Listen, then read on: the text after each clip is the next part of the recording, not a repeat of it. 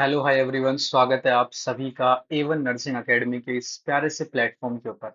और जैसा कि आप सभी को पता है, हर रोज अपनी यहाँ पर एक इम्पोर्टेंट क्लास होती है और जिसके अंदर हम डिस्कस करते हैं ANM MPSW स्टाफ नर्स के एग्जाम से रिलेटेड जुड़े हुए जितने भी इम्पोर्टेंट MCQ हैं। ठीक है, तो शुरू करते हैं आज की अपनी इम्पोर्टेंट क्लास। और आज की क्लास के अंदर अपन यहाँ पर डिस्कस करेंगे कुछ ऐसे इम्पोर्टेंट MCQ जो कि स्पेशली आपके एग्जाम को टारगेट करेंगे। ठीक है, और आज मैं एक मॉक टेस्ट आपको सोल्व करवाऊंगा, कंटिन्यूअस करवाऊंगा। इसमें टोटल 100 क्वेश्चन अपन पूरे करेंगे। ठीक है, तो शुरू करते हैं आज का अपना पहला क्वेश्चन। चलिए जी, सबसे पहले फर्स्ट क्वेश्चन को अगर यहाँ पर रीड करने की कोशिश करूं मैं, तो फर्स्ट क्वेश्चन के अंदर अपने को क्या दे रखा है।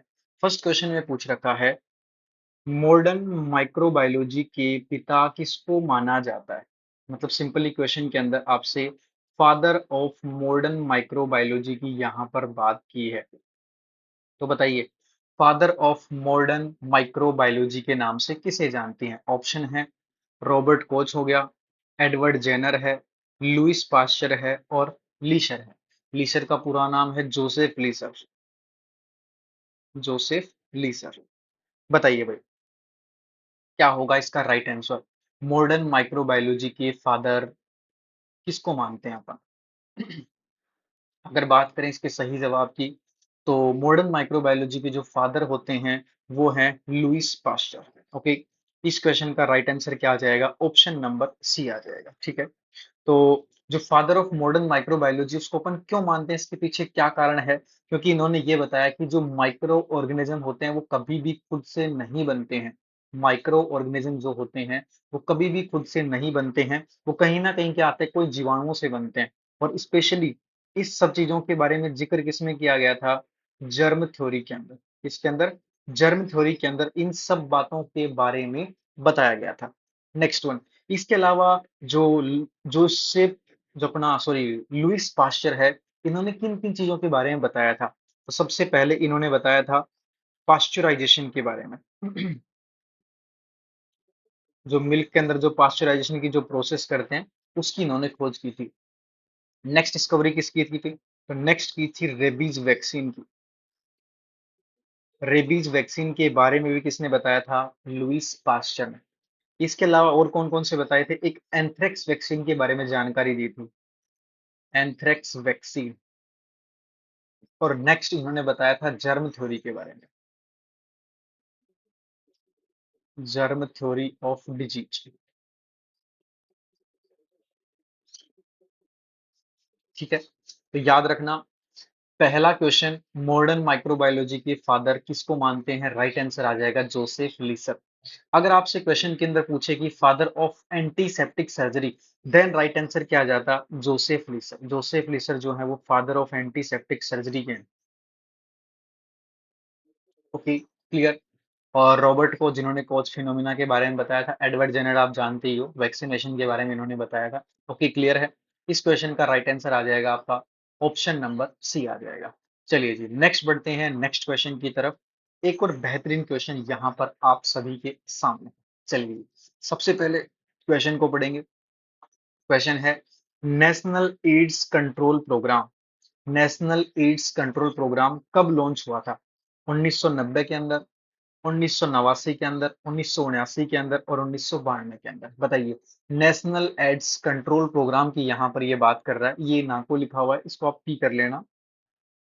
हाँ, अब ठीक है।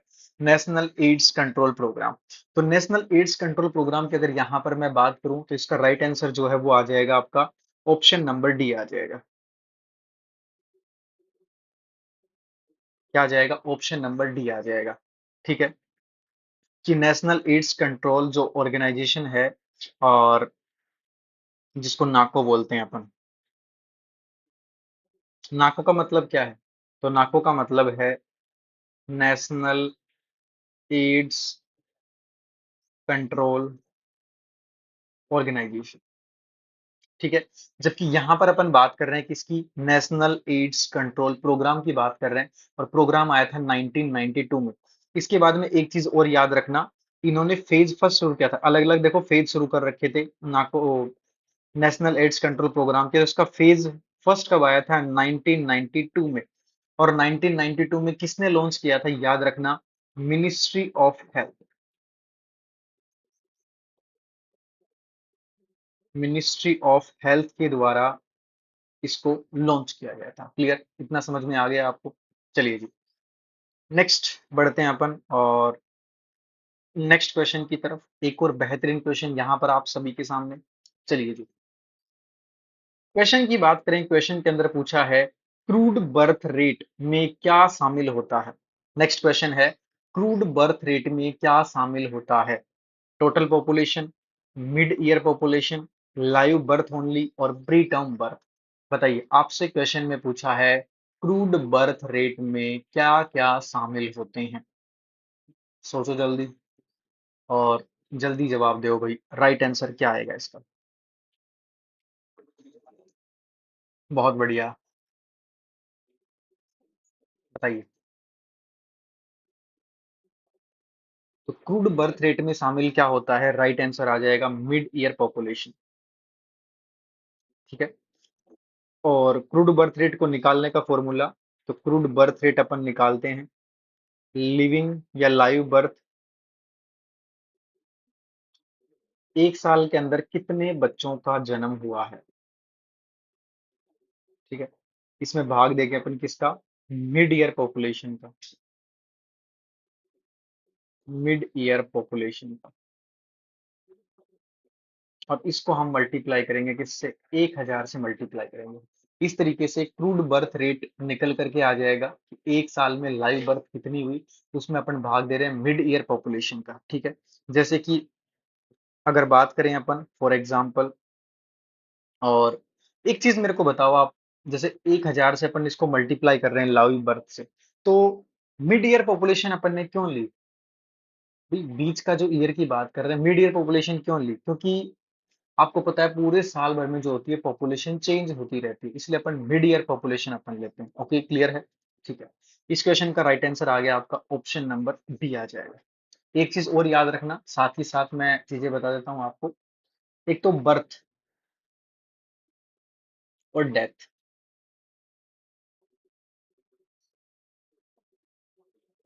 बर्थ और डेथ दोनों का जो रजिस्ट्रेशन है विद इन 21 डेज में करवाना जरूरी होता है। With in 21 days, with in 21 days, clear. और डेथ के लिए तो आजकल स्पेशली 7 दिन का भी टाइम है, बट 21 डेज आप लोग याद रख सकते हो। ओके, इस क्वेश्चन का राइट आंसर क्या आ जाएगा, ऑप्शन नंबर बी आ जाएगा। चलिए जी, नेक्स्ट बढ़ते हैं नेक्स्ट क्वेश्चन की तरफ, और एक और बेहतरीन क्वेश्चन यहाँ पर आप सभी के सामने। ट्यूबरकुलिन टेस्ट में कौन सा पदार्थ उपयोग में लिया जाता है? ओके, स्पुटम हो गया, स्ट्रेप्टोलाइसिन हो गया, प्यूरिफाइड प्रोटीन डेरिवेटिव हो गए, और सस्पेंशन ऑफ माइकोबैक्टीरियम हो गया। बताइए राइट आंसर क्या होगा? ट्यूबरकुलिन जो टेस्ट अपन करते हैं उस टेस्ट में कौन सा पदार्थ को काम में लेते हैं? अब देखो, स्पेशली सबसे पहले आपको पता होना चाहिए ट्यूबरकुलिन टेस्ट अपन करते क्यों हैं। तो ये स्पेशली करते हैं ट्यूबरकुलोसिस का पता लगाने के लिए।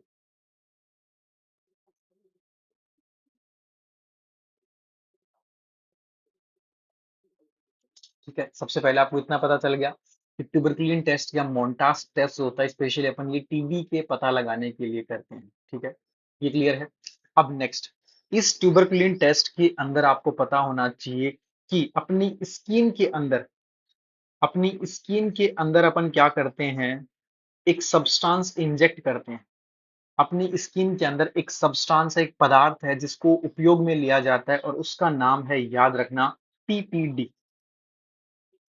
पीपीडी, पीपीडी बोले तो purified protein derivative, purified protein derivative, PPD को अपन काम में लेते हैं। ठीक है, अब पीपीडी को अपन क्या करते हैं अपने स्किन के अंदर क्या करते हैं, पीपीडी को इंजेक्ट करते हैं,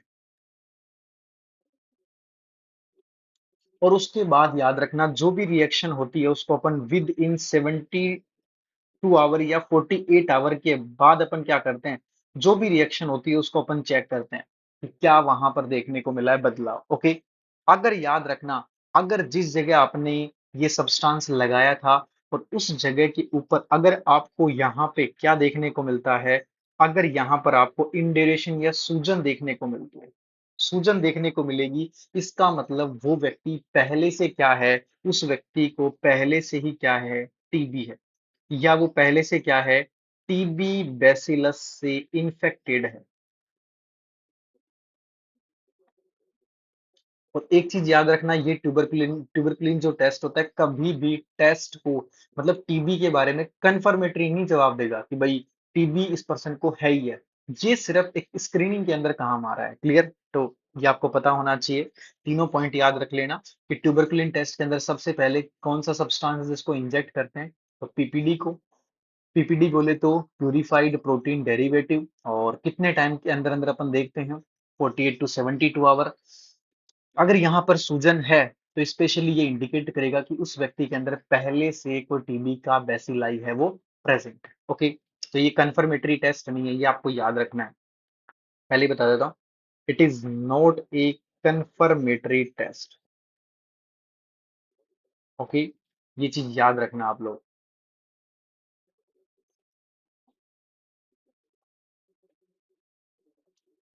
चलिए जी, नेक्स्ट बढ़ते हैं नेक्स्ट क्वेश्चन की तरफ। एक और बेहतरीन क्वेश्चन यहाँ पर आप सभी के सामने। कम्युनिटी इन्फेक्शन किसके द्वारा नियंत्रित किए जाते हैं? अपनी कम्युनिटी के अंदर जो इन्फेक्शन होते हैं वो किसके द्वारा कंट्रोल किए जाते हैं? वैक्सीनेशन के द्वारा, use of insecticides, proper disposal of sewage, और ऑल ऑफ दी अबव। बताइए राइट आंसर क्या होगा? आपसे क्वेश्चन पूछा है यहाँ पर, कम्युनिटी के अंदर जो इन्फेक्शन होता है उस इन्फेक्शन को कैसे आप कंट्रोल कर सकते हो? इसका राइट आंसर आ जाएगा ऑल ऑफ दी अबव। ठीक है, तो कम्युनिटी के अंदर अगर अपने को इन्फेक्शन को रोकना है तो इन्फेक्शन को रोकने के लिए अलग अलग तरीके हैं, जैसे कि वैक्सीनेशन। अगर आपने सभी लोगों को वैक्सीन लगा दी तो एक हर्ड इम्यूनिटी डेवलप हो जाएगी, लोगों में बीमारी नहीं फैलेगी। यूज ऑफ इंसेक्टिसाइड्स, अगर जो अपने आसपास जो कीड़े वगैरह हैं, मच्छर हो गए, मक्खी हो गए, इन सबको भगाने के लिए अगर अपन इंसेक्टिसाइड्स काम में लेंगे तो सीधी बात है, बीमारियां अपने पास नहीं आएंगी। प्रॉपर डिस्पोजल ऑफ सेवा, जो भी कचरा निकलता है उस कचरे को अगर आप प्रॉपर डिस्पोज कर रहे हो, ये भी एक अच्छा तरीका है जिससे क्या होता है, इन्फेक्शन ट्रांसमिट नहीं होता है। ओके, अब देखो, इसके अलावा जैसे कि पर्सनल हाइजीन हो गया,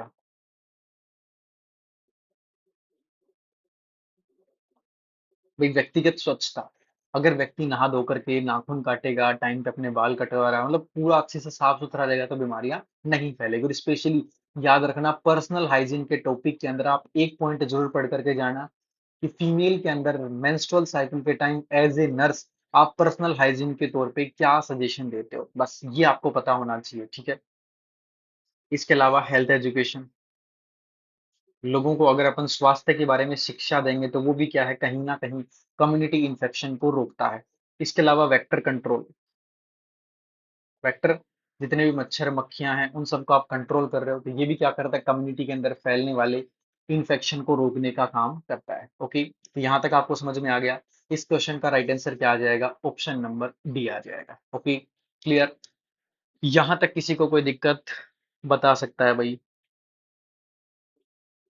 ठीक है, चलिए नेक्स्ट बढ़ते हैं नेक्स्ट क्वेश्चन की तरफ। और नेक्स्ट क्वेश्चन यहाँ पर सामने आपके, निम्नलिखित में से किस प्रकार के पेशेंट को आइसोलेशन की आवश्यकता नहीं है? आपसे क्वेश्चन में पूछा है कि किस प्रकार का मरीज होता है जिसको आइसोलेशन की नीड नहीं होती है। एक तो मलेरिया हो गया, टीबी हो गया, मीजल्स हो गया, स्मॉल पॉक्स हो गया। बताइए किस प्रकार के पेशेंट की बात कर रहे हैं जिसको बिल्कुल भी आइसोलेशन की नीड नहीं होती है? जवाब दीजिएगा, राइट आंसर क्या होगा? बताओ भाई, जल्दी से कमेंट कीजिएगा। निम्नलिखित में से किस प्रकार के पेशेंट को आइसोलेशन की आवश्यकता नहीं होती है?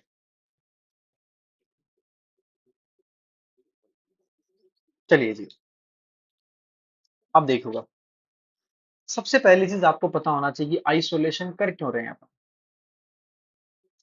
तो आइसोलेशन तो अपन इसलिए करते हैं कि कोई भी बीमारी है, वो बीमारी एक व्यक्ति से दूसरे व्यक्ति के अंदर नहीं फैले। भाई आइसोलेशन तो इसीलिए करते हो आप कि व्यक्ति में अपने को लग रहा है कि हाँ भाई इसके अंदर ये लक्षण है, तो इसको एक अलग रूम में पैक कर दो, अलग रूम में रखो, उसको किसी से कांटेक्ट मत करवाओ। आइसोलेशन तो यही होता है। तो आइसोलेशन का मेन उद्देश्य क्या होता है? किसी भी एक व्यक्ति से दूसरे व्यक्ति में बीमारियां नहीं फैले। ओके, कौन सी बीमारी के अंदर पेशेंट को आइसोलेशन की नीड नहीं होती? टीबी के अंदर भी होती है, बिल्कुल होती है। मीजल्स के अंदर भी होती है, बिल्कुल नीड है। स्मॉल पॉक्स के अंदर भी होती है। राइट आंसर क्या आ जाएगा? मलेरिया के अंदर। मलेरिया जो होता है स्पेशली किसके द्वारा फैलेगा? तो मलेरिया जो फैलता है वो फीमेल एनाफ्लीज से फैलता है। ठीक है, इससे कभी भी व्यक्ति सीधे संपर्क में नहीं आता। इससे व्यक्ति के सीधे संपर्क में नहीं आता है। ठीक है, एसटीडी की किसी को मलेरिया हो रखा है और वो आपको काट लेगा तो आपको मलेरिया हो जाएगा। होता है कभी ऐसा कि कोई पेशेंट मान लो मलेरिया था, वो आपको काट लिया तो हो गया? नहीं। जब जब फीमेल एनाफिलीज जो मच्छर है वो अपने को खाएगा, सीधा कांटेक्ट करेगा, तभी अपने को बीमारी फैलेगी। बाकी टीबी है, टीबी में पता होगा आपको, टीबी फैलता किससे है? मोस्ट कॉमन ये एयरबोर्न या एयर के अंदर जो ड्रॉपलेट्स होती हैं उनसे फैलता है। मीजल्स हो गया, मीजल्स बहुत ज्यादा हाईली कंटाजियस होता है। स्मॉल पॉक्स भी क्या होता है? अगर व्यक्ति पर्सन टू पर्सन मतलब व्यक्ति अगर किसी दूसरे व्यक्ति के कांटेक्ट में आ गया तो क्या होगा? ये बीमारी फैल जाएगी, स्मॉल पॉक्स। क्लियर? तो ये आपको पता होना चाहिए। तो याद रखना, किस प्रकार के पेशेंट को आइसोलेशन की नीड नहीं होती? तो मलेरिया का जो पेशेंट होता है उसको आइसोलेशन की नीड नहीं होती है। ओके, चलिए जी, नेक्स्ट चलते हैं नेक्स्ट क्वेश्चन की तरफ।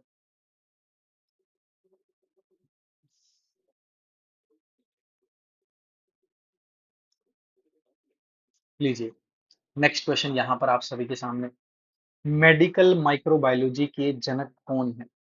Louis Pasteur, Antonie von Leeuwenhoek, Hansen हो गया, रॉबर्ट कोच हो गया।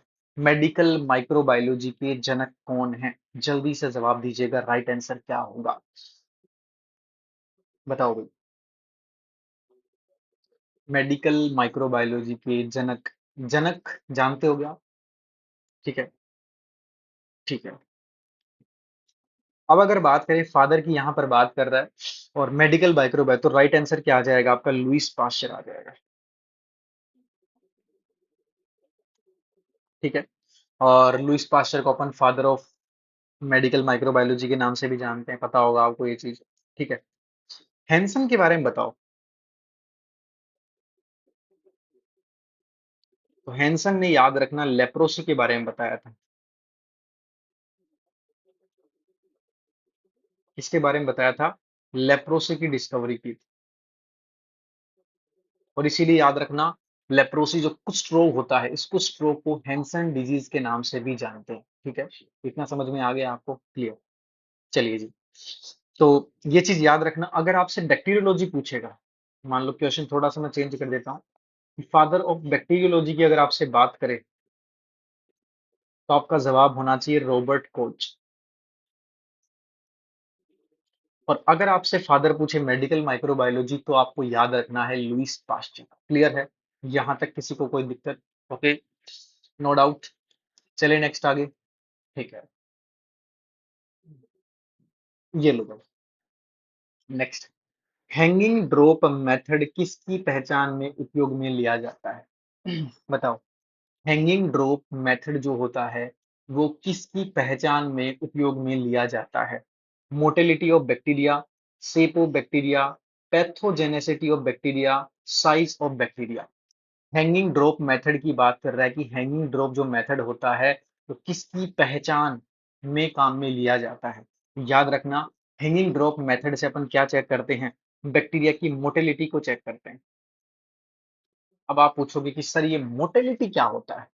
तो याद रखना, मोटेलिटी का मतलब होता है मूवमेंट, जो गमन है, चलता है, जो मूवमेंट है। ठीक है, तो याद रखना, हैंगिंग ड्रॉप मेथड से अपन यही चेक करते हैं कि जो बैक्टीरिया है वो मोटाइल है या नहीं, ये चेक करते हैं अपन। ठीक है, और कैसे करेंगे? देखो, ग्लास स्लाइड या कवर स्लिप होती है, उनको अपन काम में लेते हैं। थोड़ा फोटो दिखा देता हूँ आपको, एक मिनट रुको। फोटो से आपको क्लियरिटी मिल जाएगी।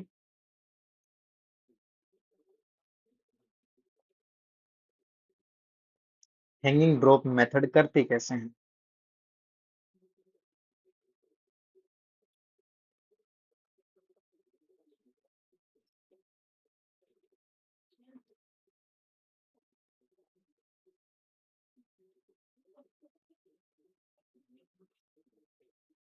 वैसे हैंगिंग ड्रॉप मेथड के अंदर सिंपली अपना पहला काम क्या होता है, अपन यही चेक करते हैं कि जो बैक्टीरिया है वो मोटाइल है या नहीं है। एक स्लाइड लेंगे, उसको अपन उल्टा कर देते हैं।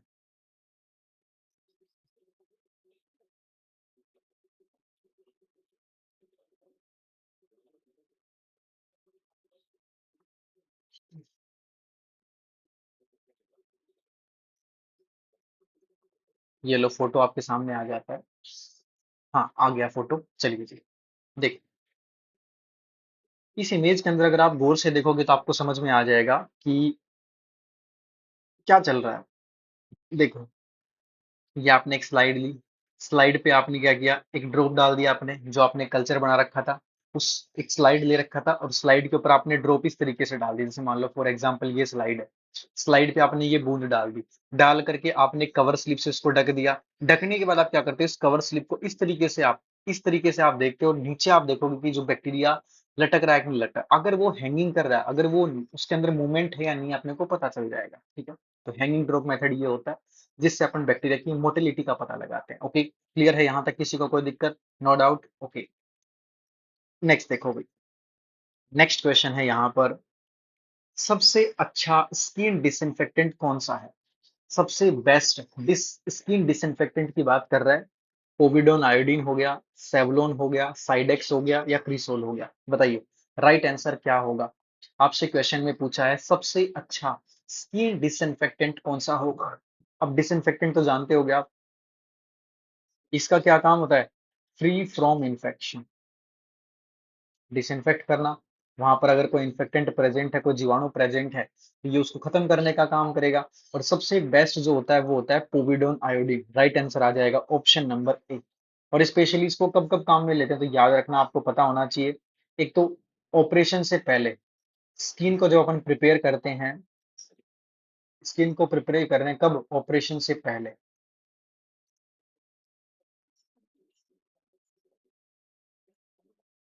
और इसके अलावा इसको कब काम में लेते हैं, तो पता होना चाहिए आपको। एक इंजेक्शन जब आप लगा रहे हो, इंजेक्शन की साइट क्लीन करते हैं, तब भी इसको काम में लेते हैं। इसके अलावा घाव को साफ करने के लिए वुंड क्लीनिंग के अंदर भी ये हेल्प करता है। इसके अंदर वुंड क्लीनिंग के अंदर भी क्या करता है, ये मदद करता है। ठीक है, बाकी साइडेक्स, साइडेक्स को किसमें काम में लेते हैं? कोई जो इंस्ट्रूमेंट होते हैं, इंस्ट्रूमेंट को साफ करने के लिए काम में लिया जाता है। और सेवलॉन पता है आपको, एक एंटीसेप्टिक सॉल्यूशन है। और लास्ट में अगर बात करें यहाँ पर क्रिसोल की, ये क्या होता है? ये सरफेस डिसइंफेक्टेंट होता है। ये क्या है? Surface disinfectant.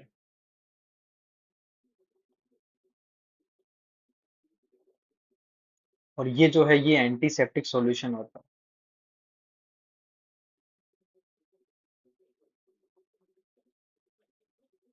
ठीक है, तो याद रखना, पोविडोन आयोडीन जो होता है वो सबसे बेस्ट स्किन डिसइंफेक्टेंट होता है। ओके, चलिए जी, नेक्स्ट बढ़ते हैं नेक्स्ट क्वेश्चन की तरफ। देखिएगा, नेक्स्ट क्वेश्चन यहाँ पर आप सभी के सामने, वह इन्फेक्शन जो थेराप्यूटिक और डायग्नोस्टिक प्रोसीजर के दौरान होता है, उसे किस नाम से जानते हैं? क्वेश्चन के अंदर आपसे सिंपली यही पूछा है कि बताइए, कौन सा डिसइंफेक्शन है जो थेराप्यूटिक और डायग्नोस्टिक प्रोसीजर के दौरान होता है, उसे किस नाम से जानते हैं?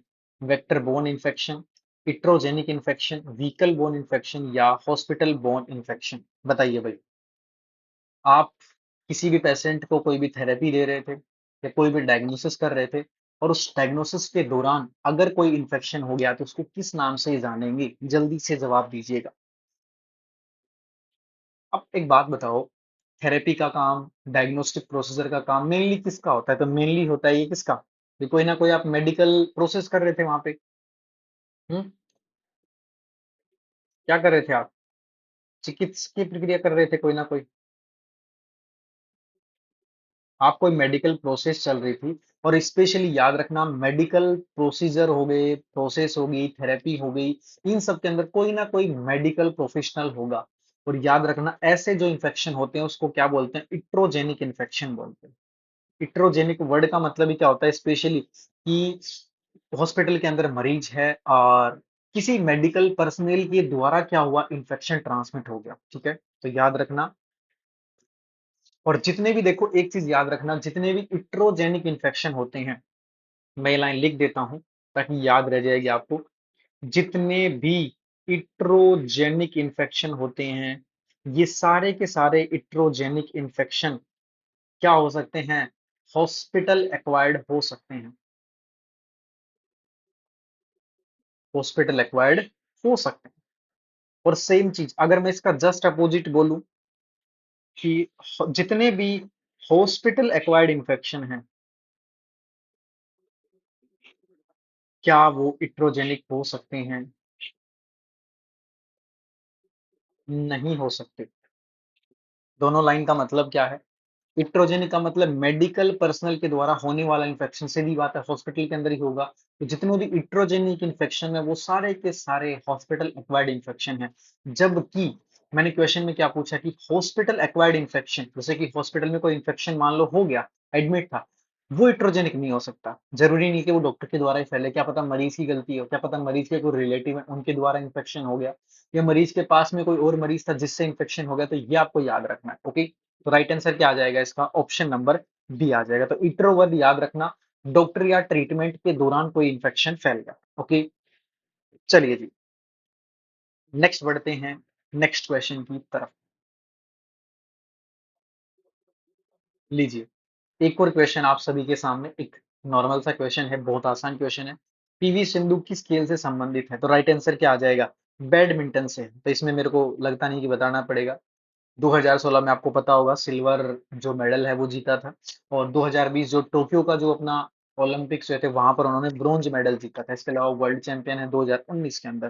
ठीक है, तो पीवी सिंधु जो है वो एक बैडमिंटन प्लेयर है। और ये जीके का क्वेश्चन था, ज्यादा इसके बारे में बात नहीं करेंगे। नेक्स्ट,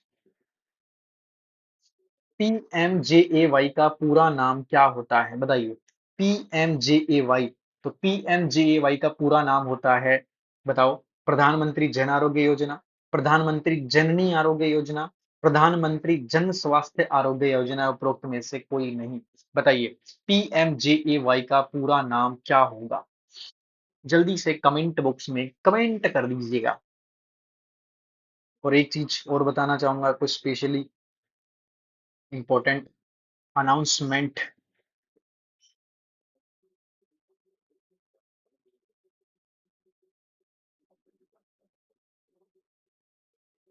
एक अगर इम्पोर्टेंट चीज यहाँ पर मैं बताना चाहूँ, स्पेशली A1 नर्सिंग अकेडमी के द्वारा फिलहाल जो भी बच्चा ANM MPSW की तैयारी कर रहा है उनके लिए एक specially online recorded batch available करवा रखा है। सिर्फ रिकॉर्डेड रहेगा, देखो इसमें कोई भी क्लास लाइव नहीं होगी, पहले ये चीज मेंशन कर रखी है, बाद में बच्चे शिकायत करते हैं कि हमें लाइव क्लास नहीं दी। तो इसमें एएनएम जीएनएम जो मतलब सॉरी एएनएम एमपीएसडब्ल्यू का जो भी सिलेबस रहेगा आपका पूरा रिकॉर्डेड रहेगा। जीएस का बैच रिकॉर्डेड रहेगा, कंप्यूटर बैच रिकॉर्डेड रहेगा। और इसका जो प्राइस है वो रहेगा 3,999 रुपए। तो जो भी बच्चा इंटरेस्टेड है वो इन ऑफिशियल नंबर के ऊपर कांटेक्ट कर सकता है और बैच को ज्वाइन कर सकता है। ठीक है, चलिए जी, अब इस क्वेश्चन का जवाब दीजिएगा, राइट आंसर क्या होगा? प्रधानमंत्री जन आरोग्य योजना का पूरा नाम क्या होता है? और एक चीज और बता देता हूँ, स्पेशली A1 नर्सिंग एकेडमी के द्वारा जो टेस्ट सीरीज है उस टेस्ट सीरीज को भी लॉन्च कर रखा है। और टेस्ट सीरीज जो है वो दोनों के लिए है। क्या? टेस्ट सीरीज जो है वो ANM वाले बच्चों के लिए भी है और नर्सिंग ऑफिसर वाले बच्चों के लिए भी है। और टेस्ट सीरीज का जो प्राइस है वो रहेगा 299 रुपए। मतलब 300 रुपए के अंदर आपको टोटल 30 टेस्ट मिलेंगे। चाहे ANM की तैयारी कर रहे हो, ANM MPSW हो गए, चाहे आप नर्सिंग ऑफिसर की तैयारी कर रहे हैं, तो इनको आप ले, अपना रैंक है उसको एनालिसिस करो, कोई कमी है या नहीं है उसको एनालिसिस करो। और इनके रिगार्डिंग आपको कोई भी इंफॉर्मेशन चाहिए देन आप इस नंबर के ऊपर आप कांटेक्ट कर सकते हैं। ओके, अपना जो एप्लीकेशन है वो दोनों के ऊपर अवेलेबल है। आपका प्ले स्टोर पे भी अवेलेबल है और इसके अलावा ऐप स्टोर पे भी अवेलेबल है। तो दोनों से आप डाउनलोड कर सकते हो। अगर आपके पास एप्पल डिवाइस है या एंड्रॉइड डिवाइस है, दोनों में चल जाएगा। ओके, चलिए जी, इस क्वेश्चन का जो राइट आंसर है वो राइट आंसर क्या आ जाएगा? तो याद रखना, सही जवाब जो होगा वो आएगा ऑप्शन नंबर ए। क्या आ जाएगा? ऑप्शन नंबर ए आ जाएगा, प्रधानमंत्री जन आरोग्य योजना। ओके, और याद रखना, स्पेशली इसमें ये क्यों चलाया गया था? तो ये स्पेशली पुअर फैमिली के लिए चलाया गया था। जो गरीब लोग हैं, गरीब लोगों के लिए चलाया गया था, या ऐसे लोग जिनके पास हेल्थ फैसिलिटीज नहीं पहुंच पाती हैं, तो उन लोगों के लिए चलाया गया था। और ऐसे लोग जो इलिजिबल हैं, उन इलिजिबल लोगों को कितना पैसा मिलता है इस योजना के तहत? याद रखना, 5 लाख रुपए तक का। 5 लाख रुपए। और ये 5 लाख रुपए, एक चीज याद रखना, किसी किसी बच्चे के डाउट होता है कभी कभी, वो 5 लाख को सोचता है कि भाई 5 लाख रुपए जो हैं एक आदमी को मिलेंगे। ऐसे तो घर में 5 आदमी हो गए, 25 लाख हो गए हैं, मजे ही मजे, पैसे ही पैसे। ऐसा नहीं है। 5 लाख रुपए जो है, ये 5 लाख रुपए प्रति परिवार है, पर फैमिली के हिसाब से 5 लाख रुपए हैं, याद रखना। और एक चीज और, कभी कोई सोच रहा हो कि भाई गवर्नमेंट मेरे को अकाउंट में डाल देगी, मैं अपना कैश निकलवा के आराम से यूज करूंगा, नहीं। ये 5 लाख रुपए पर परिवार के हिसाब से ये कैशलेस मिलेंगे। मतलब कैशलेस, छू नहीं सकते उन पैसों को, काम में ले सकते हो पर छू नहीं सकते, आभास नहीं कर सकते कि ये मेरा पैसा है या नहीं है, ये सरकार का है जो दिखेगा नहीं आपको, ठीक है। तो याद रखना, 5 लाख रुपए पर फैमिली के हिसाब से मिलेंगे। ओके, नेक्स्ट भाई, चलिएगा नेक्स्ट क्वेश्चन की तरफ। अचानक एक बीमारी किसी निश्चित स्थान और समय पर फैल रही है, उसे क्या बोलेंगे? सडनली कोई एक बीमारी है, वो एक पर्टिकुलर प्लेस के ऊपर एक पर्टिकुलर टाइम पीरियड के अंदर ट्रांसमिट हो रही है, उसे क्या बोलेंगे? आउटब्रेक, इनब्रेक, डिजीज क्राइसिस या उपरोक्त में से सभी, बताइए। मैंने क्वेश्चन के अंदर क्या पूछा है कि सडनली कोई एक बीमारी एक निश्चित स्थान या समय पर फैल रही है, उसे क्या कहते हैं? आउटब्रेक, इनब्रेक, डिजीज क्राइसिस या उपरोक्त सभी। जल्दी से जवाब दीजिएगा, सही जवाब क्या होगा?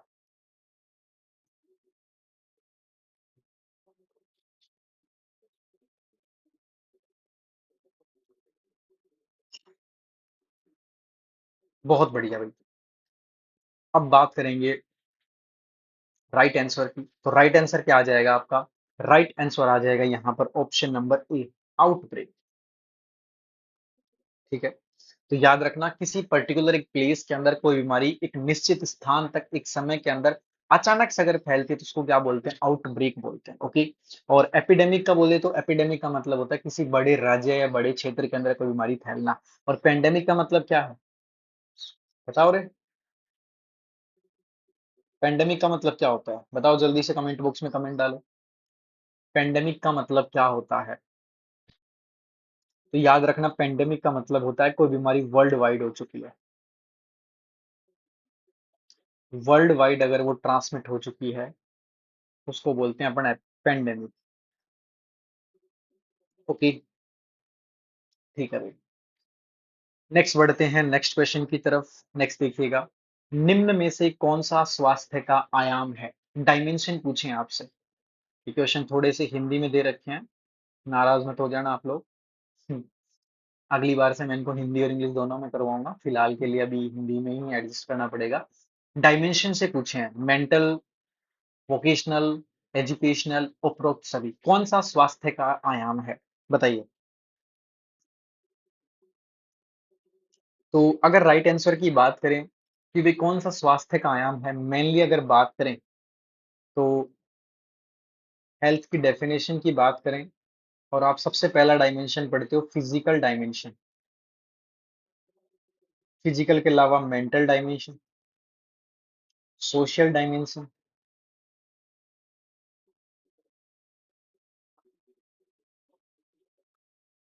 Social dimension, spiritual dimension. Spiritual के अलावा जैसे कि वो ऑक्यूपेशनल हो गया। ठीक है। और इसके अलावा एजुकेशनल डायमेंशन। ठीक है।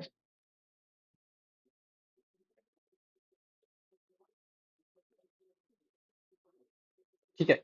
ये सब अलग अलग डायमेंशन है जो कि हेल्थ की डेफिनेशन के अंदर मेनली प्रेजेंट होते हैं। अगर अगर आपसे पूछे क्वेश्चन के अंदर, अगर आपसे पूछता है डब्ल्यू के द्वारा, अगर आपसे क्वेश्चन के अंदर पूछे डब्ल्यू के द्वारा स्वास्थ्य के आयाम कौन कौन से हैं, तो आपका जवाब क्या जाता है? ऑप्शन नंबर ए, मानसिक आयाम, क्योंकि ये तीनों जो है फिजिकल, मेंटल, सोशल, ये तीनों डब्ल्यू के हिसाब से।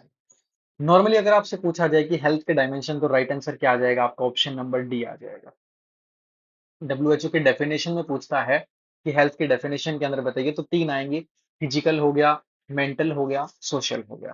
क्लियर? तो ये सारे के सारे पॉइंट अच्छे से आपको पता होना चाहिए। तीन और तीन छह, राइट आंसर क्या आ जाएगा? ऑप्शन नंबर डी आ जाएगा। नेक्स्ट आ जाओ भाई। नेक्स्ट है, कौन सा स्वास्थ्य का जैविक निर्धारक डिटर्मिनेंट्स नहीं है? आयु हो गया, आर्थिक कारक हो गया, आनुवांशिक हो गया, लिंग हो गया। बताइए कौन सा स्वास्थ्य का जैविक कारक नहीं है? आयु, आर्थिक कारक, आनुवांशिकता या लिंग? बताइए। बायोलॉजिकल डिटरमिनेंट्स की बात कर रहा है, और बायोलॉजिकल डिटरमिनेंट्स के अंदर याद रखना ऐसे कारक जो कि देखो, बायोलॉजिकल डिटरमिनेंट्स वर्ड का मीनिंग क्या है? इस वर्ड का मीनिंग है कि जितने भी डिटरमिनेंट्स हैं वो कहीं ना कहीं अपनी बॉडी से जुड़े हुए हैं। अब उम्र है, शरीर से जुड़ी हुई है। आनुवांशिक जेनेटिक्स है, अपने शरीर से जुड़े हुए हैं। लिंग, मेल या फीमेल, अपने शरीर से जुड़ा हुआ है। तो राइट आंसर क्या आ जाएगा? आर्थिक कारक। जो इकोनॉमिक फैक्टर्स होते हैं, क्या इकोनॉमिक फैक्टर अपनी बॉडी से जुड़े हुए हैं? नहीं जुड़ा हुआ। तो इकोनॉमिक फैक्टर आता किसमें है? तो याद रखना ये सामाजिक है। सामाजिक बोले तो सोशल, सोशल है, या फिर ये पर्यावरणीय है, मतलब एनवायरमेंट। तो ये सोशल और एनवायरमेंटल फैक्टर।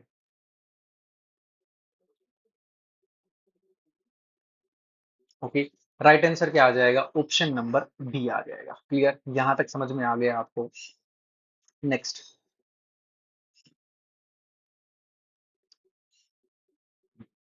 चलिए जी, नेक्स्ट क्वेश्चन की बात करते हैं। जननी सुरक्षा योजना कब शुरू की गई थी? 2002 में, 2004 में, 2003 में या 2005 में? बताइए। जननी सुरक्षा योजना, जेएसवाई की बात कर रहा है। तो जेएसवाई के बारे में अगर बात करें, राइट आंसर क्या आ जाएगा? इसका राइट आंसर आ जाएगा ऑप्शन नंबर डी आ जाएगा। कौन सा आ जाएगा? ऑप्शन नंबर डी आ जाएगा। अब डी जवाब क्यों दिया है मैंने? जननी सुरक्षा जो योजना है, ये भारत सरकार के द्वारा, गवर्नमेंट ऑफ इंडिया के द्वारा इसको स्टार्ट कब किया गया था? तो ये 12 अप्रैल 2005, 12 अप्रैल 2005 को, याद रखना, एनआरएचएम के तहत इसको लागू किया गया था, शुरू किया गया था। एनआरएचएम बोले तो नेशनल रूरल हेल्थ मिशन, और नेशनल रूरल हेल्थ मिशन के तहत इसको 12 अप्रैल 2005 को भारत सरकार के द्वारा इसको शुरू किया गया था। अब इसका उद्देश्य क्या है? आपको पता होना चाहिए। एम क्या है इसकी? एम, सबसे पहला एम था इसका कि इंस्टीट्यूशनल डिलीवरी को बढ़ावा देना, इंक्रीज इंस्टीट्यूशनल डिलीवरी, कि डिलीवरी जो हो वो पर्टिकुलर एक इंस्टीट्यूशन के अंदर हो, एक पर्टिकुलर हेल्थ फैसिलिटी के अंदर हो। नेक्स्ट, एमएमआर को कम करना, डिक्रीज एमएमआर। नेक्स्ट टारगेट था एनएमआर को कम करना, नियोनेट मोर्टेलिटी रेट को कम करना। और इसके अलावा नेक्स्ट आगे बात करें, जो प्रेग्नेंट वुमेन है उन प्रेग्नेंट वुमेन को आर्थिक सहायता देना, थोड़ी बहुत धनराशि उनको देना। तो बोल सकते हो आप एक तरीके से कि इकोनॉमिकली या फाइनेंस फाइनेंशियली हेल्प करना।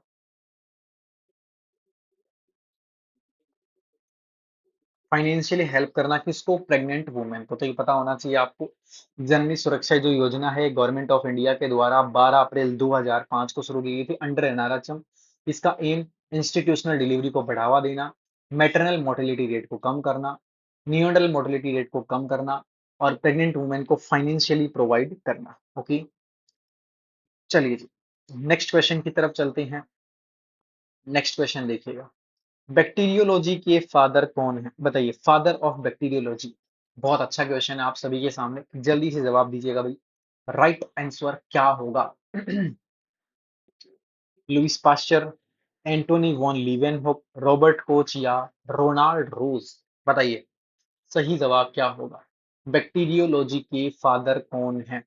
लुइस पास्चर, बताओ। तो राइट आंसर है वो क्या आ जाएगा? ये आ जाएगा रॉबर्ट कोच। थोड़ी देर पहले मैंने बताया था आपको कि रॉबर्ट कोच स्पेशली जाने जाते हैं फादर ऑफ बैक्टीरियोलॉजी के लिए। ओके, क्लियर है? हाँ, बाकी अगर आप बताना चाहो या याद रखना चाहो तो याद रख लेना कि इनके स्पेशली और क्या क्या चीजों के बारे में इन्होंने बताया था। तो सबसे पहले इन्होंने बताया था कोच पोस्टुलेट के बारे में, जो कोच फिनोमिना जो होता है उसके बारे में इन्होंने बताया था।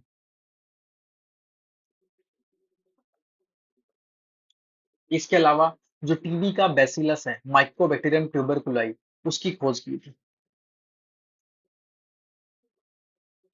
तो टीबी बैसिलस की खोज की थी। इसके अलावा विब्रियो कोलेरा की पहचान की थी, identification of Vibrio cholera.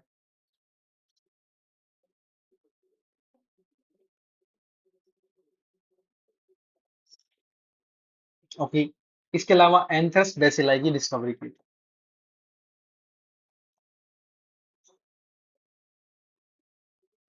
Discovery of anthrax bacillus. ठीक है। और लुइस पाश्चर के बारे में बताइए, आपको father of medical microbiology. Antonie von Leeuwenhoek, बताओ।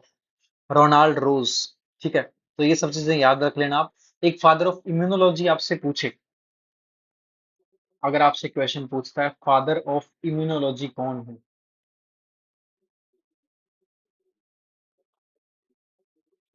तो याद रखना फादर ऑफ इम्यूनोलॉजी के अंदर आ जाएगा राइट आंसर आपका एडवर्ड जेनर।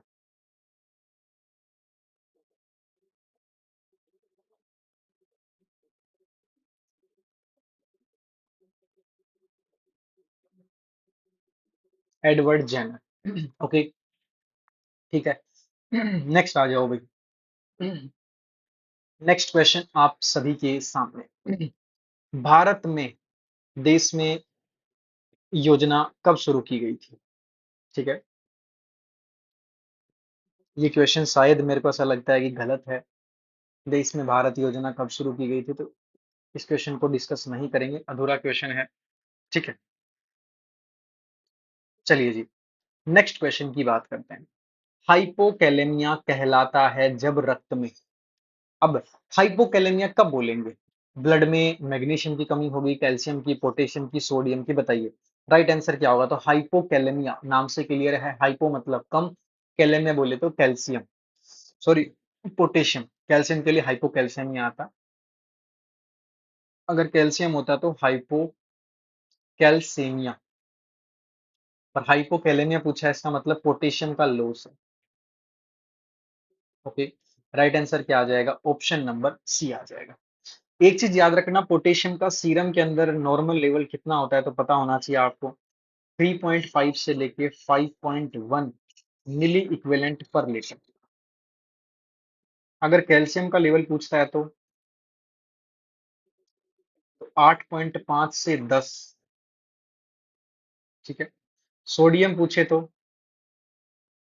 135 से 45 मिली इक्विवेलेंट पर लीटर। ठीक है, तो ये सब लेवल थोड़ा याद रख लेना।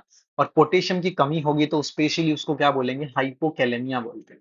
और अगर पोटेशियम का लेवल 5.1 से ज्यादा हो जाए तो क्या बोलेंगे उसको? तो उसको हाइपर कैलेमिया बोलेंगे। हाइपर मतलब ज्यादा, और हाइपो मतलब कम। बस ये आपको याद रखना है। ओके। Next question. भारत में स्वच्छ भारत अभियान कब शुरू हुआ था? भारत में स्वच्छ भारत अभियान कब आया था? 2 सितंबर, 2 अक्टूबर, 15 अगस्त या 15 अक्टूबर 2013? तो आपको पता है स्वच्छ भारत अभियान स्पेशली जो महात्मा गांधी जयंती है उसके ऊपर सेलिब्रेट किया जाता है, तो राइट आंसर आ जाएगा महात्मा गांधी का शुभारंभ किया गया था 2 अक्टूबर 2014। राइट आंसर आ गया ऑप्शन नंबर बी। और इस जो भारत स्वच्छ अभियान आया था इसके अंदर स्पेशली किन किन मुद्दों के ऊपर स्पेशली बात की थी? तो इसका उद्देश्य तो खुले में शौच जाना, स्पेशली उसको बंद करना था।